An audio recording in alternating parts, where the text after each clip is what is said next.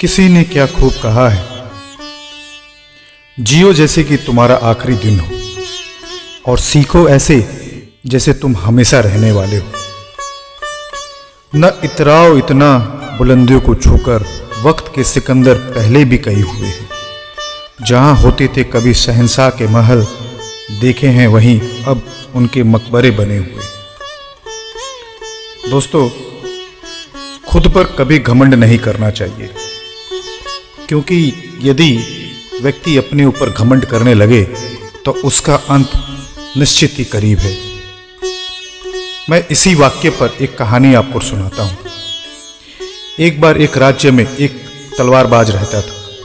उसके किस्से बहुत दूर दूर तक फैले हुए थे। उसने अपने दम पर उस राज्य के लिए कई लड़ाइयां लड़ी और सभी लड़ाइयां उसने जीती। उसने अपने राजा को इतना खुश कर रखा था कि उसके राजा ने उसे सेनापति की उपाधि दे रखी थी। लेकिन हम सभी जानते हैं वक्त बहुत बड़ी चीज होती है और वक्त के आगे हर कोई विवश होता है। वह तलवारबाज धीरे धीरे बूढ़ा होने लगा, लेकिन उसके पास जो ये कला थी, वो जानता था कि ये कला मेरे साथ ही इस दुनिया को छोड़ जाएगी।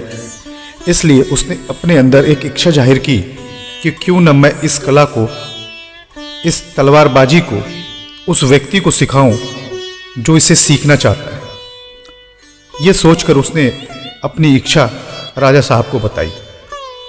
राजा साहब को उसने बताया कि राजा साहब, मेरे पास जो ये तलवारबाजी का ज्ञान है उसे मैं लोगों तक पहुंचाना चाहता हूं और मैं चाहता हूं कि जो भी इच्छुक व्यक्ति है उसको मैं ये तलवारबाजी सिखाऊं।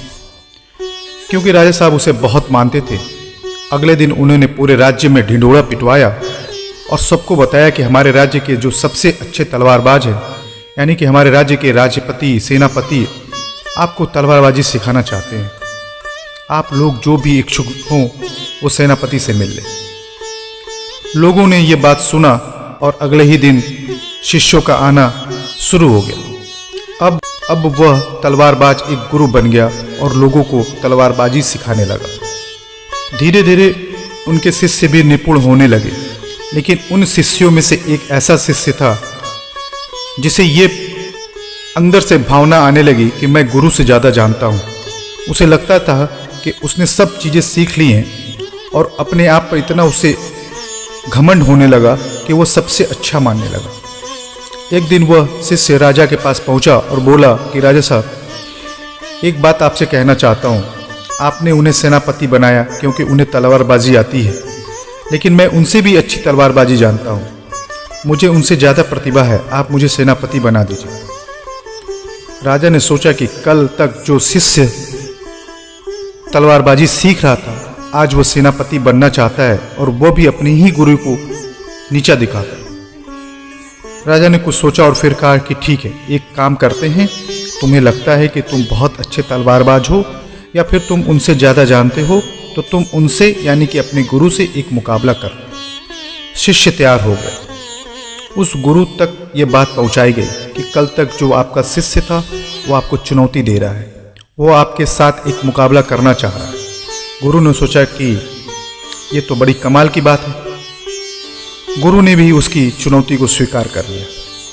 जब शिष्य को ये बात पता चली तो वह अंदर से घबराने लगा। उसे लगा कि वह क्यों, जो गुरु थे वो मेरे से मुकाबला करने के लिए तैयार हो गए। अब उसे इस बात की चिंता सताने लगी कि शायद मेरे गुरु ने मुझसे कुछ बात छिपाई है या मुझसे कुछ विद्या छिपाई है। शायद कोई ऐसा चाल है जो उनके पास है और मेरे पास नहीं है, और उसी से वह मुझे हरा देंगे।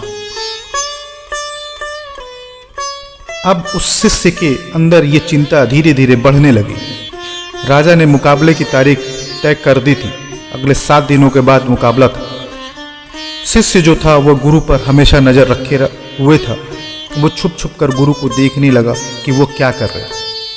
एक दिन गुरु जो था वह एक लोहार के दुकान पर गया और बोला कि तुम मुझे एक काम करो, मुझे एक 15 फुट की म्यान बना कर दे दो। शिष्य ने यह बात सुना और वह चौंक गया और सोचने लगा, मेरे गुरु क्या चाहते हैं?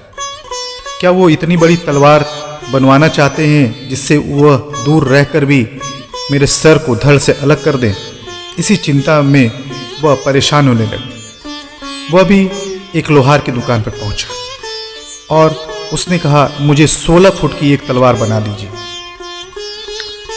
मुकाबले का दिन आया। पूरा राज्य इस मुकाबले को देखने के लिए इकट्ठा हुआ। दोनों तलवारबाज मैदान में मुकाबले के लिए पहुंचे। जैसे ही मुकाबला शुरू हुआ, गुरु ने तलवार निकालकर शिष्य के गर्दन पर रख दी और शिष्य जो था वो 16 फुट की तलवार म्यान से निकालता रह गया। गुरु ने सिर्फ 15 फुट लंबी म्यान बनवाई थी, लेकिन शिष्य ने 16 फुट लंबी तलवार बना ली थी। ये छोटी सी मजेदार कहानी हमें बहुत कुछ सिखाती है।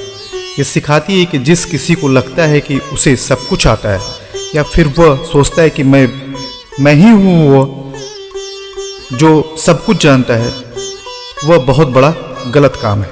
इस काम को मैं कर सकता हूँ और इस काम को सिर्फ मैं ही कर सकता हूँ, कहने को तो सिर्फ का अंतर है, लेकिन यह सिर्फ उस व्यक्ति के चरित्र को प्रदर्शित कर सकता है। इस काम को मैं कर सकता हूँ, यह एक भावना है, और इस काम को सिर्फ मैं ही कर सकता हूँ, यह घमंड है।